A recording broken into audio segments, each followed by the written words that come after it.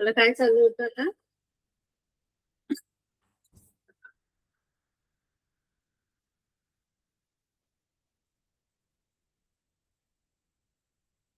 आपण कुठपर्यंत आलेलो? 1.2 मध्ये 1.2 का?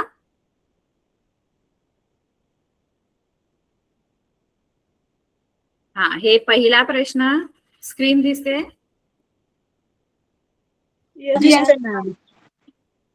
पहिला प्रश्न आपला झाला होता है ना?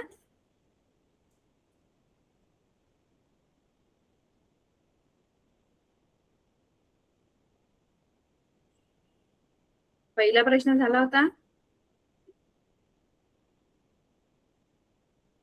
आपण अंतर काढून बघितलं नाही का? एक रेषाखंड एकरूप आहेत की नाही, अंतर शोधली निर्देशकावरून. मॅम. आता आपण दुसरं जे आहे गणित दुसऱ्यापासून सुरू करूया. ठीक आहे, चालेल? Yes ma'am. तर आपला जो सराव संच आहे तो 1.2 चालू आहे.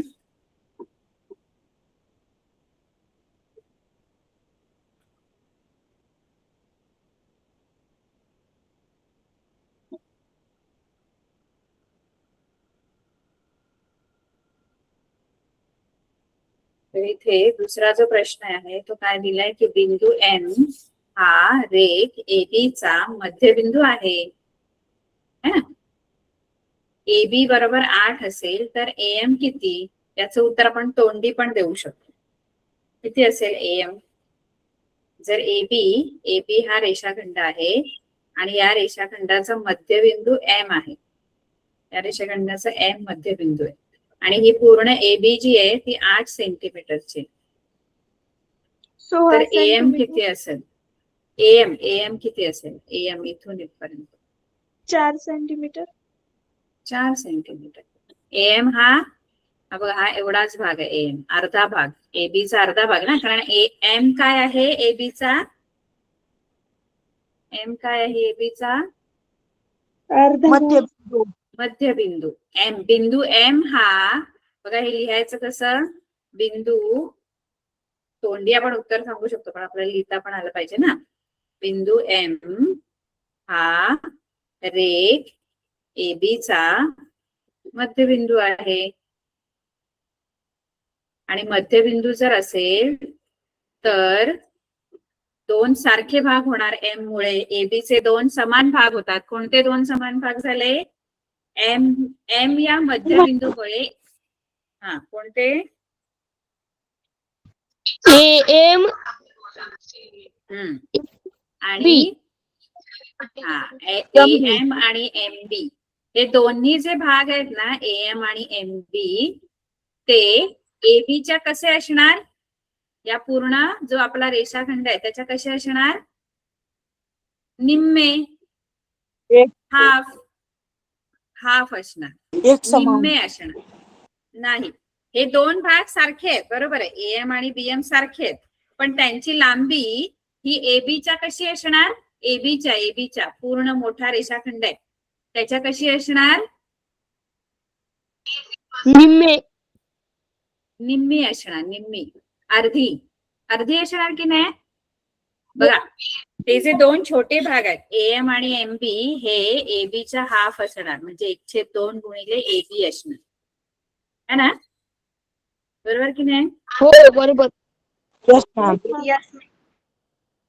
आणि कधी तुम्हाला असं सांगितलं की मोठा भाग, असं आता समजा तुम्हाला कधी कधी प्रश्न उलटा पण विचारू शकतात. कसा विचारतात माहितीये का? समजा आता तुम्हाला एबी दिलंय आणि एएम काढायला सांगितलंय. कधी कधी तुम्हाला एएम देते. समजा असं बोलले की एएम 5 सेंटीमीटर, तर एबी किती असणार? एबी नाही, एएम जर 5 सेंटीमीटर असेल, एएम एएम 5 सेंटीमीटर असेल तर एबी किती असणार? एम मध्यबिंदू आहे, एबी 5 असणार. AB 10 centimetre. एबी AB 10 असणार ना, दुप्पट असणार त्याच्या. कारण बघा ना, AM जर 5 असेल तर NB पण किती असणार? हा NB 5.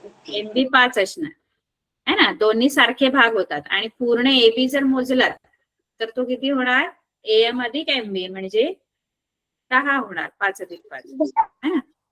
तर दोन्ही प्रकारे प्रश्न विचारू शकतात तुम्हाला. आता सध्या तुम्हाला AB दिलेला आहे आणि AM विचारले, तर AM आणि MB दोन्ही पण AB च्या अर्धे असणार. AB दिले 8, बेके बे बेचोक 8. मग AM किती येणार तुमचा? AM बरोबर 4. 4 सेमी. सेमी दिलं नाहीये, फक्त 4 लिहिणार. ठीक आहे. आता इथे काय दिलंय? बिंदू P हा रेख CD चा मध्यबिंदू आहे. P जो आहे तो CD चा मध्यबिंदू दिलेला आहे.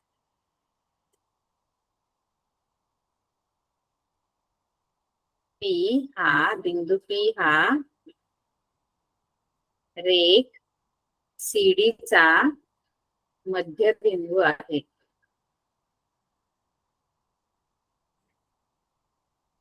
है ना. आता समजा हा CD रेषाखंड आहे आणि त्याचा P मध्यबिंदू आहे है ना. आणि तुम्हाला आता काय दिले बघा, आता CP दिले. CP बरोबर 2.5 असेल तर रेख CD ची लांबी काढा. आता तुम्हाला CP दिलेला आहे. CP 2.5 इथे CP 2.5 एवढाच दिलाय CP आणि हा पूर्ण CD तुम्हाला शोधायचंय है ना. आता CD जर तुम्हाला शोधायचं आहे तर CD हा मोठा रेषाखंड आहे पूर्ण. तो CPच्या कसा असेल? CPच्या कसा असेल? निम्मा की दुप्पट? CD हा मोठा रेषाखंड आहे पूर्ण. तो CPच्या कसा असेल? दुप्पट. मगाशी बघा, मगाशी आपल्याला AM काढायला सांगितलेलं, म्हणजे अर्धा भाग काढायला सांगितलं. तो मोठ्या रेषाखंडाच्या निम्मा असणार, म्हणून आपण 1/2 लिहिलं. म्हणजे AM बरोबर 1/2 AB. इथे CD जर पाहिजे तर काय लिहिणार आपण? CD बरोबर 2 गुणिले CP. दुप्पट म्हणजे 2 ने गुणायचं आणि निम्म म्हणजे 1/2 ने गुणायचं. निम्म बोललं तर 1/2, म्हणजे छोटा भाग शोधायचा आहे, अर्धा भाग शोधायचा आहे, तर 1/2 ने गुणायचं मोठ्या रेषाखंडाला. आणि जर तुम्हाला पूर्ण मोठा रेषाखंड शोधायचा आहे तर छोट्या रेषाखंडाला 2 ने गुणायचं. कळते का? डबल असणार ना CPच्या. CD बरोबर 2 गुणिले 2.5. इथे मी 2 का घेतले कळलं? मगाशी 1/2 का घेतलेलं कळलं? कारण मगाशी मोठा रेषाखंड आपल्याला दिला होता आणि जो छोटा आहे तो काढायचा होता, पण छोटा हा निम्मा असतो मोठ्याच्या. आणि आता छोटा दिलाय, CP दिलाय आणि CD शोधायचं. मग CD दुप्पट असणार, 2 गुणिले CP लिहायचं. बरोबर की नाही? हो बरोबर. हा, मग CD बरोबर 2 गुणिले 2.5. 2.5 ला 2 ने गुणलं तर किती उत्तर येतं?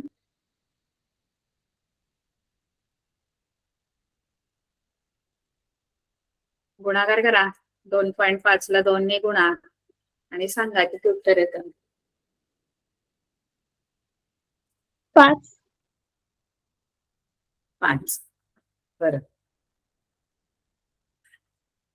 कारण 2 पंचे 10, 2 दुणे 4 ने 1 5 आणि एक संख्या सोडून दशांश म्हणजे हा शून्य निघून जाईल. 5 उत्तर. दशांश चिन्हाच्या पुढे 0 आहे, त्यामुळे तो नाही दिला तरी चालतो. कळलं? येस.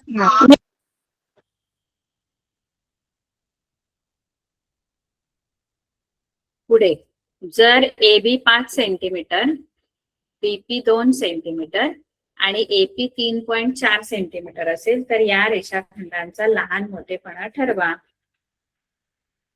लहान मोठेपणा ठरवायचं तर लांबीवरूनच ठरवणार ना. आता 3 रेषाखंड दिलेत, याच्यातला AB 5 सेमीचा आहे, BP 2 सेमीचा आहे आणि AP 3.4 सेमीचा आहे. त्याच्यात सगळ्यात छोटा कोण आहे? छोटा रेषाखंड कोणता आहे? लहान मोठेपणा ठरवायचा म्हणजे कोणता लहान आणि कोणता मोठा, लहानापासून मोठ्यापर्यंत. सगळ्यात छोटी जी लांबी आहे ती कोणाची याच्यामध्ये? बीपीची बीपीची लांबी सगळ्यात लहान आहे. त्याच्यानंतर कोणाची लांबी? एपी. एपी. हे लेस दॅनचं साईन आहे, म्हणजे इकडे सगळ्यात छोट्यापासून मोठ्यापर्यंत हे चिन्ह, आणि लास्टला सगळ्यात मोठ्या जो रेषाखंड आहे तो ए बी आहे, है ना. मग यांच्या लांबीवरून आपण असं लिहू शकतो. मग असं लांबींचा लहान मोठेपणा ठरवला की मग रेख सेमच नावं, फक्त आधी आपण लांबी कोणाची लहानापासून कमीपासून जास्तीपर्यंत जायचं लांबीमध्ये, आणि मग नंतर रेख लिहायचं. रेख बीपी हा लहान आहे रेख एपी पेक्षा, आणि रेख एपी पण लहान आहे रेख एबी पेक्षा. हे दोनच विधानं तुम्हाला लिहायचे, हे आणि हे. कळलं? आधी लांबींचा लहान मोठेपणा बघायचा आणि मग रेषाखंड कोणते लहान मोठे आहेत ते लिहायचे.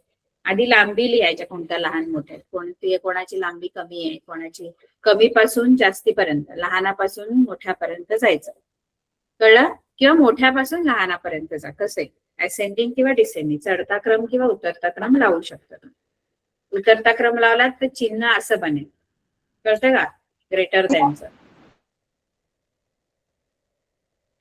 समजलं? Yes ma'am. आता आपण 5वा जो प्रश्न आहे ना, त्याच्यामध्ये आपल्याला संच धडा नीट आपल्याला यायला पाहिजे. प्लस आपण ज्या व्याख्या शिकलो, किरण, रेषाखंड आहे ना, रेषा, यांच्या व्याख्या पण आपल्याला व्यवस्थित माहित पाहिजे. आणि संच धडातला संयोग संच, छेद संच है ना, ते पण आपल्याला माहित पाहिजे. तुम्ही शिकलात ना? Yes ma'am. Yes ma'am. संच धडा, त्याच्यातलं पण काय, छेद संच, संयोग संच, उपसंच, हे सगळे आपल्याला माहित पाहिजे. आणि किरण काय असतो? किरण म्हणजे काय, तर एका बाजूला वाढत जातो, हा आरंभ बिंदू असतो. रेषाखंड दोन्ही बाजूला मर्यादित असतो, दोन अंत्यबिंदू असतात, आणि रेषा दोन्ही बाजूला अमर्यादित असतो. याला किरण म्हणतात, याला रेषाखंड म्हणतात, आणि याला रेषा म्हणतात. बरोबर ना? किरण एका बाजूला वाढत जातो, रेषाखंड दोन्ही बाजूला थांबलेला अंत्यबिंदू आहे, दोन्हीकडचे खंडित आहे, तो त्याचा नेमकाच आहे, तो त्याला कुठल्याही बाजूला आपण ॲरो बाण देत नाही, कारण तो दोन्हीकडे त्याचे अंत्यबिंदू आपल्याला माहित असतात. आणि रेषा दोन्ही बाजूला अमर्याद असते. बरोबर आहे? Yes ma'am. Yes ma'am. इथे आता पहिला बघा, किरण आरपीच्या विरुद्ध किरणाचे नाव लिहा. आता आरपी किरण म्हणजे आर पासून सुरू होणार आहे, आरंभ बिंदू आर असतो, कारण आरंभ बिंदू पहिला लिहितो, आणि पी कडे वाढत जाणार, म्हणजे हा जो किरण आहे त्याच्या बरोबर विरुद्ध किरणाचं नाव काय लिहाल? आता विरुद्ध किरण जो असतो तो तिथूनच सुरू होतो, पण विरुद्ध दिशेला जातो. मग काय लिहाल त्याच्या विरुद्ध किरणाचं नाव? किरण यस टी. नाही, आर पासूनच सुरू. विरुद्ध किरण बोलल्यावर आरंभ बिंदू सारखा, जसा हा आर पासून सुरू झालाय, तर विरुद्ध किरण पण आर पासूनच सुरू होणार, फक्त बरोबर त्याच्या विरुद्ध जाणार, विरुद्ध बाजूला जाणार. म्हणजे जिथे आरपी ज्या बाजूला गेलाय तिकडे नाही, त्याच्या विरुद्ध बाजूला जायचं. मग किरण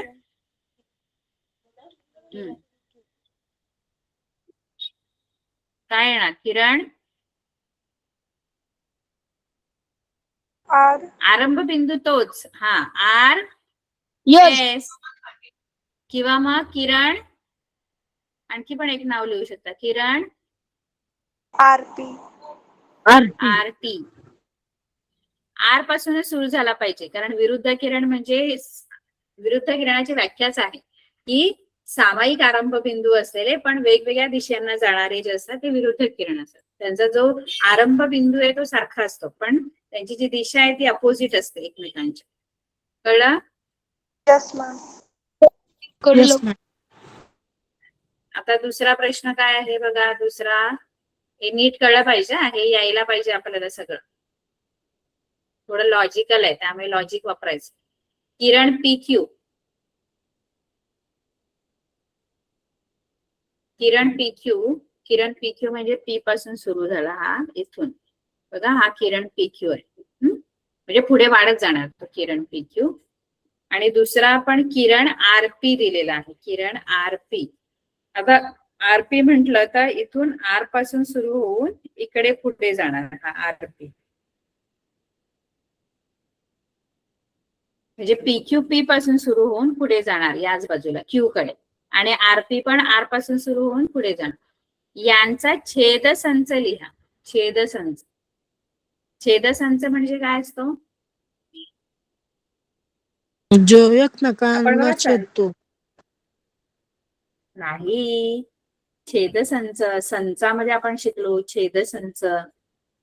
छेदसंच म्हणजे आपण बघा, तुम्हाला संच हा धडा व्यवस्थित कळला पाहिजे. समजा ए मध्ये आपण आणि बी संचामध्ये समजा ECD असं असेल, G असेल, ठीक आहे.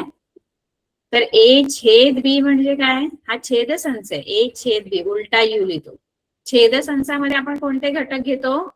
जे ए मध्ये पण आहेत आणि बी मध्ये पण आहेत. आणि छेदसंच म्हणजे आणि जे दोघांमध्ये पण आहेत, ए आणि बी मध्ये. कोणते आहेत ते?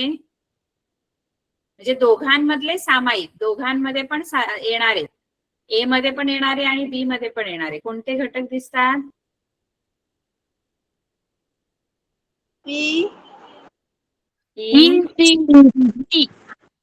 ECD. याला छेदसंच म्हणतात. हा ए आणि बी चा छेदसंच आहे. छेदसंच म्हणजे असा संच, असे घटक त्या संचामध्ये येतात जे ए मध्ये पण असतात आणि बी मध्ये पण असतात. छेदसंच. संयोग संच म्हणजे सरळ यू असतो, त्याच्यामध्ये आपण काय घेतो? सगळे गोळा करतो. ए मधले पण गोळा करायचे, बी मधले पण सगळे गोळा करायचे. मग ए संयोग बी मध्ये काय येतं? ए संयोग बी मध्ये काय काय येईल? म्हणजे ए मधले पण किंवा बी मधले पण. संयोग म्हणजे किंवा असतो. किंवा म्हणजे असे घटक घ्यायचे जे ए मध्ये आहेत किंवा बी मध्ये, म्हणजे सगळेच घ्यायचे. ए आणि बी मध्ये, ए किंवा बी मध्ये. मग काय काय येईल?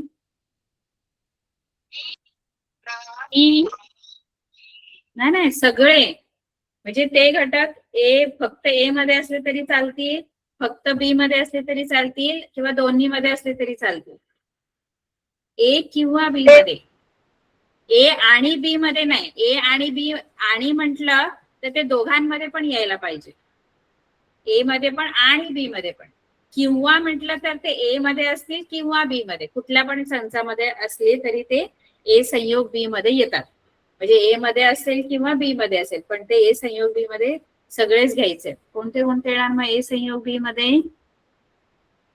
ए, बी, सी, डी, ई, एफ आणि जी.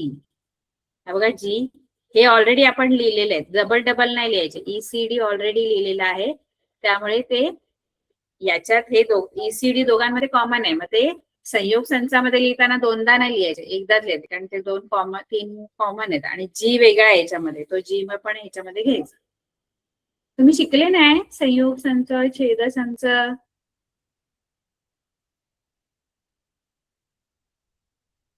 संचामध्ये कोणतेही घटक एक वेळाच लिहायचे, जरी दोन्ही मध्ये येत असेल मग ते एकदाच लिहायचे. अरे कळतं की नाही? संयोग संच, छेद संच. समजलं मॅम. समजलं मॅम. छेदसंचामध्ये छेदसंच नीट समजून घ्या.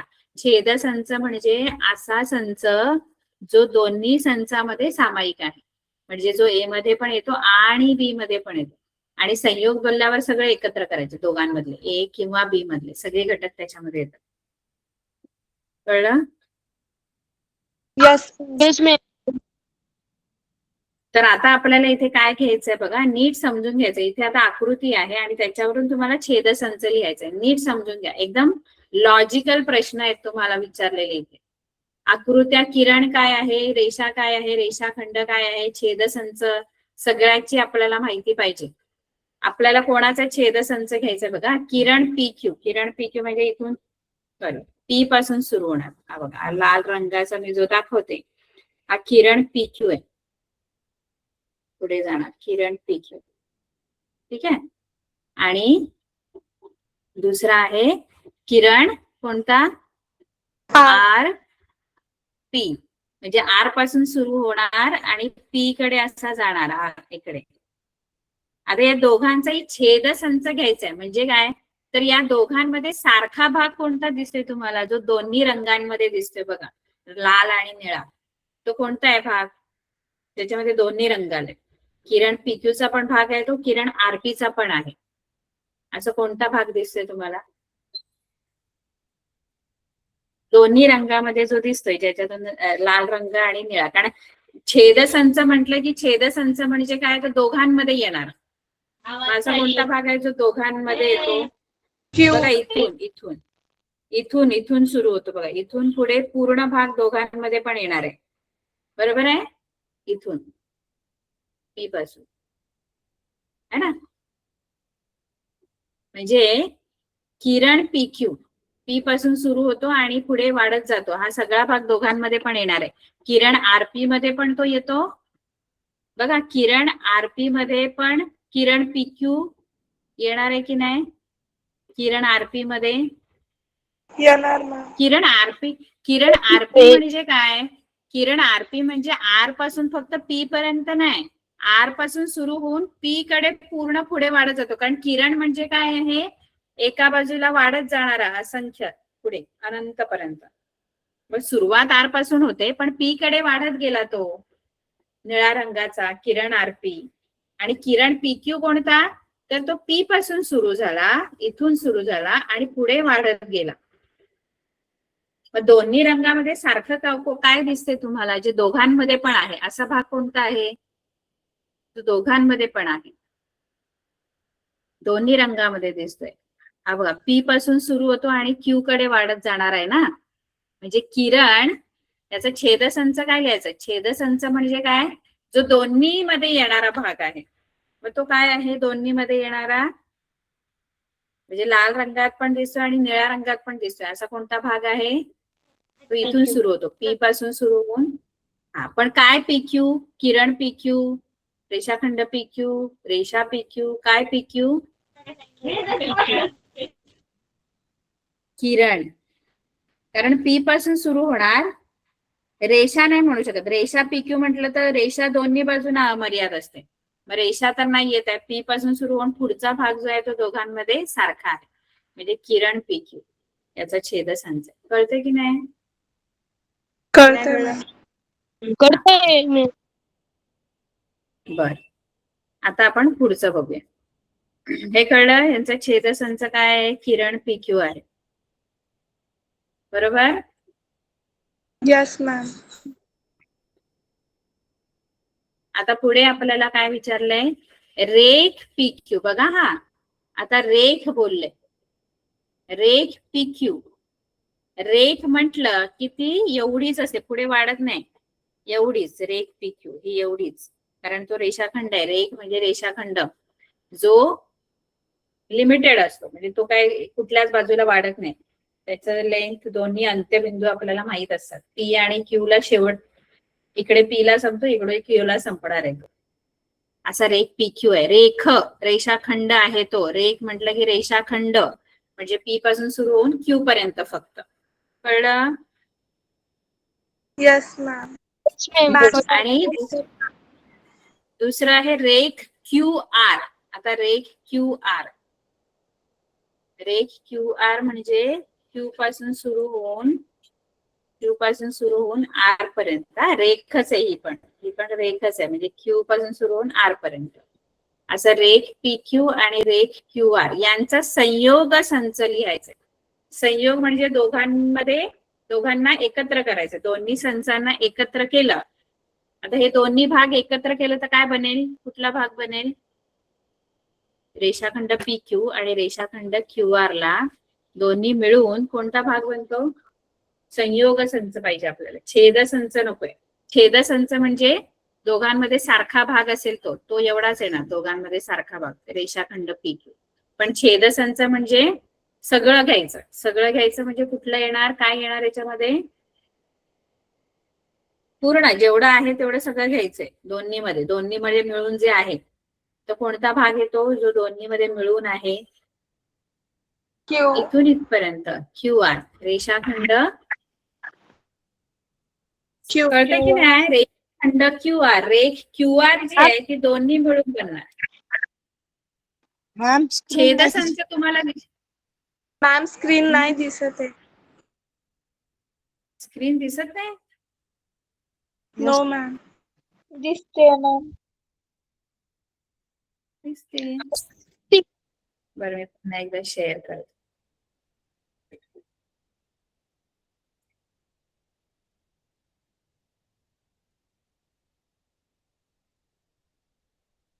बापरे, एवढे कमी मुलं? शनिवारी खूप कमी मुलं असतात वाटतं. आता दिसते का बघा स्क्रीन? हो मॅम दिसती. हा, मग रेख PQ आणि रेख QR चा संयोग संच काय लिहिणार तुम्ही? दोन्ही रेषाखंड एकत्र करून काय बनेल? किरण PQ रेषाखंड PQ, P. किरण PQ बनेल. हा, नीट दोघांना एकत्र म्हणजे एकत्र केलं, संयोग केला त्यांचा, तर काय मिळतो आपल्याला? रेख PQ म्हणजे एवढं आहे. रेख PQ, रेख PQ इथे इथून इथपर्यंत फक्त ही रेख PQ आहे. आणि रेख QR, रेख QR म्हणजे इथून ही एवढी रेख QR. आता हे दोन्ही सगळे दोन्ही हे संच एकत्र करून तुम्हाला काय भेटेल? दोघांमधले जे बिंदू तुम्ही एकत्र केले तर तुम्हाला काय मिळेल? रेख क्यू आर. PQ आणि हा रेख QR मिळणार. बघा ना, दोन्ही मधलं सामायिक विचारलं, छेदसंच विचारला असता ना, ते छेदसंच दोन्ही रंगांमध्ये जो दिसतो तो फक्त म्हणजे रेषाखंड PQ आला असता, रेख PQ आला असता जर छेदसंच विचारला असता. पण आता आपल्याला संयोग संच म्हणजे संयोग मध्ये आपण सगळे घटक घेतो, त्यामुळे सगळं घ्यायचं. हे पण घ्यायचं जे सारखं आहे दोघांमध्ये, आणि जे हे बाहेरचं आहे ते पण येणार सगळं. त्यामुळे पूर्ण रेषाखंड QR येणार त्याच्यामध्ये. नाही कळलं? कळलं मॅम. कळलं मॅम. येस मॅम, समजलं. पुढे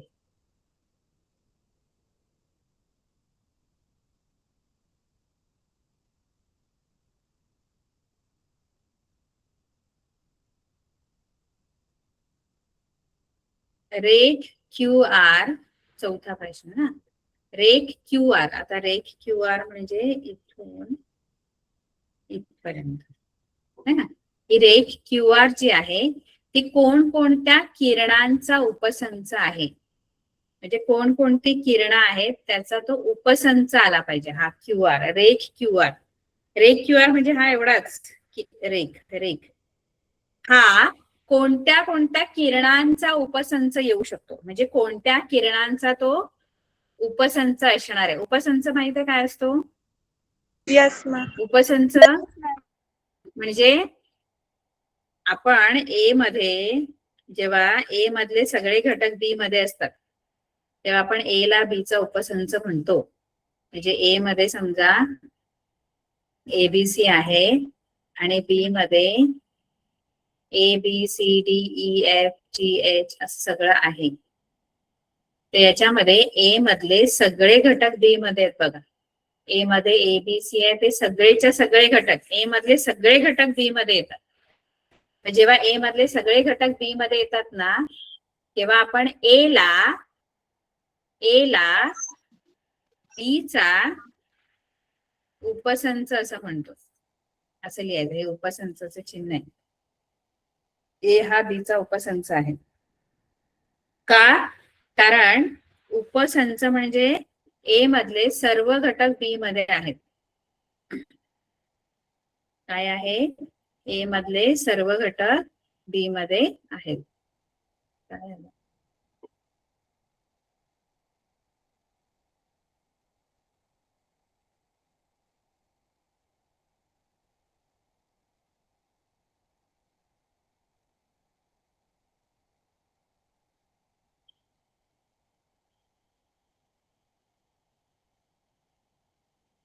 तर A मधले उपसंच, मग हा जो रेख QR आहे तो कोणाचा उपसंच असू शकतो, कोणत्या कोणत्या किरणांचा, म्हणजे क्यू आर हे जे बिंदू आहेत क्यू ते आर हे त्या किरणांमध्ये यायला पाहिजे सगळे. क्यू आर या रे क्यू आर मधले जेवढे पण बिंदू आहेत ते त्या किरणामध्ये यायला पाहिजे. त्या किरणाचं नाव सांगायचंय. असं नाव सांगा की त्या किरणामध्ये क्यू आर चे सगळेच्या सगळे बिंदू येतील, रे क्यू आर चे. कोणती नावं सांगणार? किरण. हा, किरण. कितीतरी किरणांची नावं सांगू शकता. किरण किंवा कोणता? किरण पी क्यूपी. हा, बरोबर. R P. किरण क्यूपी. किरण क्यूपी का? कारण क्यू पासून सुरू होऊन इकडे या बाजूला जाणार. त्यामध्ये मग हा एवढा जो किरण क्यूपी म्हणजे क्यू पासून सुरू होणार आणि पी कडे असा इथून सुरू होतो क्यू पासून आणि इकडे वाढत जातो ना. मग त्याच्यात हा एवढा आपला रेषाखंड क्यू आर येतोय. आणखी कोणतं नाव सांगू शकता? आरपी. आरपी पण येऊ शकतं, कारण आर पासून सुरू होऊन पुढे क्यू कडे वाढत होतो. मग त्याच्यामध्ये हा एवढा रेषाखंड आपला येतोय. आणखी कोणतं नाव सांगू शकतात? खूप सारी नावं सांगू शकतात. आर क्यू, बरोबर. अजून? Q R. हा, क्यू आर तर झालं. आणखी?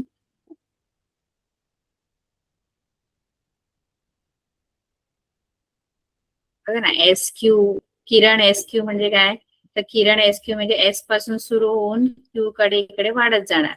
मग त्या एस क्यू मध्ये पण तर येतो ना हा एवढा भाग, हा एवढा रेषाखंड. क्यू आर रेषाखंड येतो की नाही त्या किरणामध्ये, एस क्यू किरणामध्ये. किंवा एसपी किरण. एसपी किरण म्हणजे पण तोच आहे. एस पासून सुरू होऊन पी कडे वाढत जाणार. पी कडे म्हणजे असंख्य एस क्यू, एस पी. किंवा इकडे तुम्ही क्यू आर लिहू शकता. बरं, या बाजूला क्यू आर लिहू शकता. इकडे बरीचशी नावं लिहू शकता. टी पासून पण सुरू करू शकता तुम्ही नाव. T P. टीपी किरण पण लिहू शकता किंवा टी क्यू किरण पण लिहू शकता. टी क्यू म्हटलं तर टी पासून सुरू होऊन क्यू कडे वाढत होतं. मग त्याच्यात पण हा एवढा रेषाखंड येतो की नाही त्या किरणामध्ये? टी क्यू मध्ये येईल की नाही? T Q, T P, T R, T S एकच किरण आहे तो. बरोबर की नाही? आपल्याला फक्त काय मिळाला पाहिजे की तो तेवढे जे बिंदू आहेत ते त्या किरणामध्ये आले पाहिजे. जे आपले रेषाखंड क्यू आर जो भाग आहे ते जे तेवढे बिंदू आहेत ते त्या किरणात येतात का? मग तो त्याचा उपसंच असतो. कळतं का? हे एवढा भाग क्यू आर, रे क्यू आर. कितीतरी नावं लिहू शकता तुम्ही.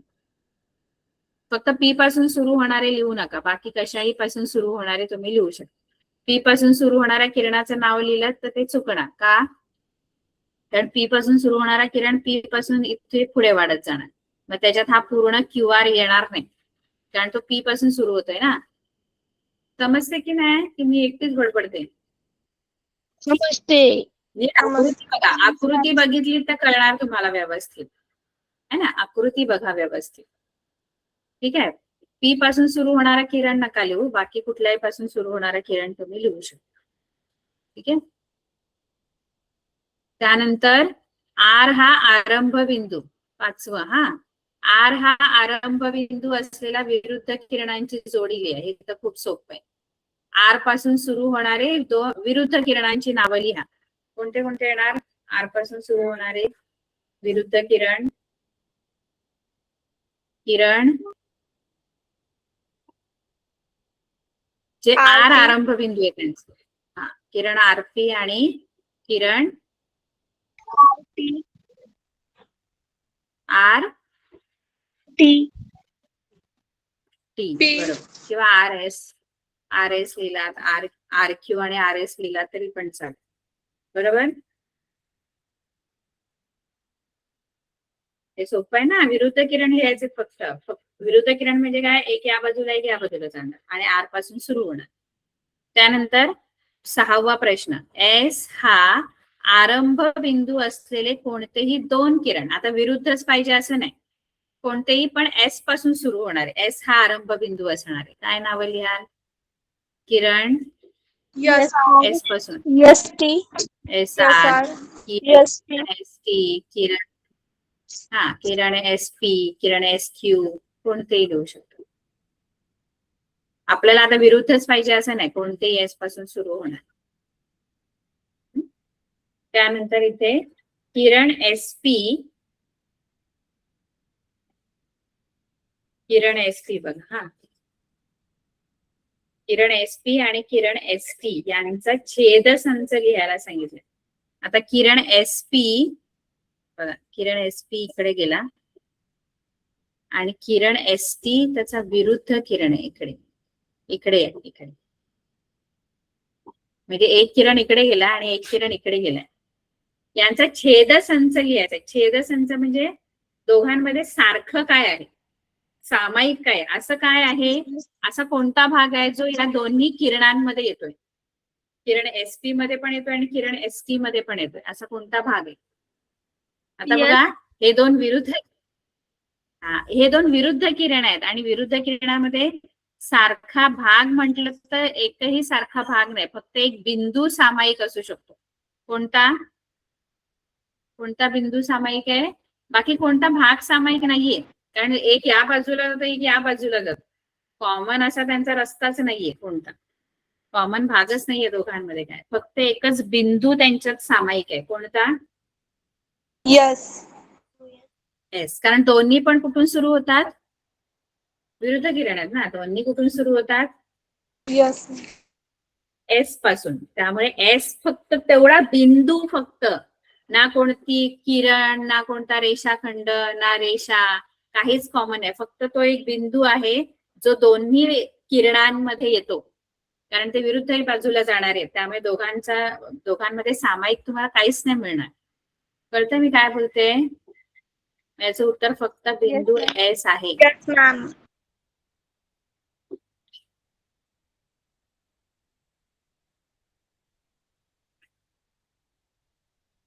आता इथे तुम्हाला परत एक नंबर लाईन दिलेली आहे, म्हणजे संख्या रेषा दिलेली आहे. हे कळलं सगळ्यांना? वरचा 5वा प्रश्न Yes, ma'am. व्यवस्थित. तर संख्या रेषेवरून तुम्हाला अंतर काढायचे, हे तर आपल्याला येईल. 3रा प्रश्न आहे बघा, डिस्टन्स युव्ही. डिस्टन्स युव्ही म्हणजे मोठ्या निर्देशकातून लहान निर्देशक वजा करायचा. यू इथे आहे बघा, हा यू आहे आणि व्ही इथे. आता यांचे निर्देशक दिले नाहीयेत, आपल्याला शोधायचे. काय असेल यूचा निर्देशक?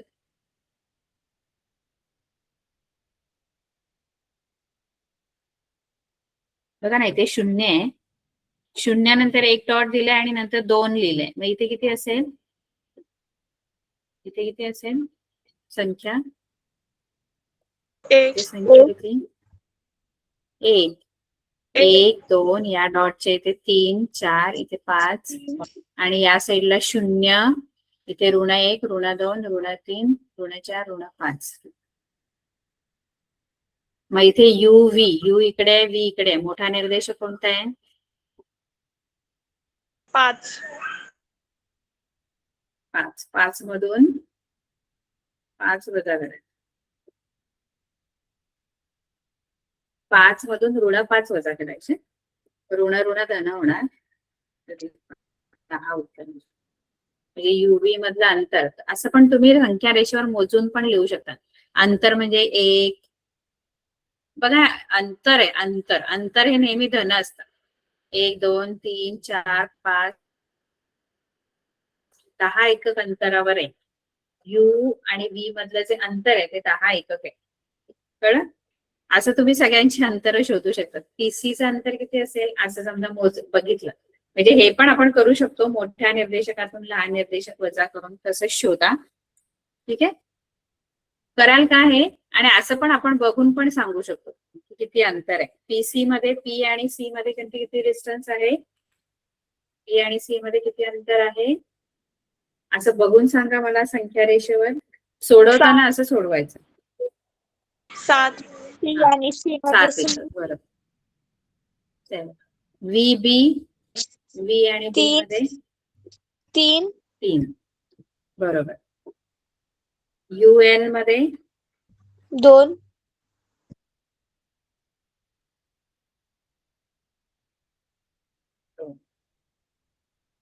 UL बरोबर 2. ठीक आहे. आता पहिला प्रश्न काय आहे बघा, याच्यामध्ये हे तिसरा प्रश्न येतो. तुम्ही सोडवायचा असा मोठ्या निर्देशकातून लहान निर्देशक, फक्त एक चेक करायचं असेल आपलं उत्तर बरोबर आहे की नाही अंतर. त्यासाठी मी तुम्हाला सांगितलं की कसं आपण शॉर्टकट मध्ये पण अंतर त्याच्यातलं काढू शकतो. कळतंय का? Yes ma'am. आता पहिला काय दिलाय प्रश्न की बिंदू बी पासून समदूर असणारे बिंदू कोणते? समदूर म्हणजे काय? समदूर म्हणजे समान अंतरावर असणारे. बी पासून, आता बी बघा, हा बी बिंदू सोपं बी. आता बी पासून या बाजूला आणि या बाजूला सारख्या अंतरावर कोणते कोणत्या बिंदूंची नावं तुम्हाला दिली जी सारख्या अंतरावर आहे. बघा बी पासून सी किती अंतरावर आहे? बी पासून सी किती अंतरावर आहे? असं बघून सांगा. बी आणि सी नाही, बी आणि सी मध्ये किती एकक अंतर आहे? 2. बी सी 2 एकक आहे, 2 एकक. आणि आणखी कोणता असा बिंदू आहे जो 2 एकक अंतरावरच आहे बी पासून? बी पासून तेवढ्याच A. अंतरावर आहे. ए. ए बिंदू ए. म्हणजे बी पासून ए आणि सी हे समान अंतरावर आहे ना, समदूर आहे. बी पासून, बी बिंदू पासून बिंदू ए आणि बिंदू सी हे समदूर आहेत. आणखी कोणते दोन बिंदूंची नावं तुम्ही सांगू शकता जी बी पासून समदूर आहेत? म्हणजे किती अंतर असू शकतं? 4 एकक असू शकतं, 5 एकक, पण दोन्हीकडे सारख्या अंतरावर. अशी कोणती आणखी जोडी तुम्ही सांगू शकता जी बी पासून सारख्या अंतरावर आहे? पी. पी. पी आणि क्यू. पी किती C4. अंतरावर आहे? 1 2 पी 4 एकक अंतरावर आहे ना पी. मग इकडे 4 एकक अंतरावर कोण आहे? इकडे या बाजूला पी 4 एकक अंतरावर बघा, बी इथे आहे ना तुमचा. बी पासून 4 एकक अंतरावर 1 2 3 4 पी बिंदू आहे. मग या बाजूला कोणता असा बिंदू आहे जो 4 एकक अंतरावरच आहे? या बाजूला बीच्या उजवीकडे. बी. 1 2 3 4 डी बिंदू आहे. म्हणजे पी आणि डी हे दोन समदूर आहेत पी पासून. आता बाकी नाही लिहू शकत कारण इकडे डी शेवटचा बिंदू आहे, त्यामुळे पुढचं तर आपण काय घेऊ नाही शकत. म्हणजे ए आणि सी ही पहिली जोडी आणि पी आणि डी दुसरी जोडी मिळते जी बी पासून समान अंतरावर आहे. कळलं? समदूर दोन जोड्या मिळतात, बिंदू ए आणि बिंदू सी है ना. बिंदू ए बिंदू सी हे बी पासून 2 एकक म्हणजे समान अंतरावर आहेत, 2 एकक अंतरावर. आणि बिंदू पी आणि बिंदू डी हे 4 एकक अंतरावर आहेत, म्हणजे ते समदूर आहेत बी पासून. तसंच बिंदू क्यू पासून आता समदूर असणाऱ्या बिंदूंची एकच जोडी तुम्हाला सांगायची. क्यू पासून, बिंदू क्यू पासून, जसं इथे बी पासून घेतली की नाही तशी बिंदू क्यू पासून कोणती जोडी आहे जी समान अंतरावर आहे? क्यू पासून, याच्यापासून एल. कोणती? एल. अरे जोडी सांगायची, 2 बिंदू असणार ना समदूर, एकच कसं सांगता? एल जोडी. एल आणि कोणता जो समान अंतरावर आहे क्यू पासून? यू. बरोबर, यू आणि एल, बिंदू यू आणि बिंदू एल. बरोबर. आणखी कोणती जोडी आहे? आर आणि आणखी कोणती?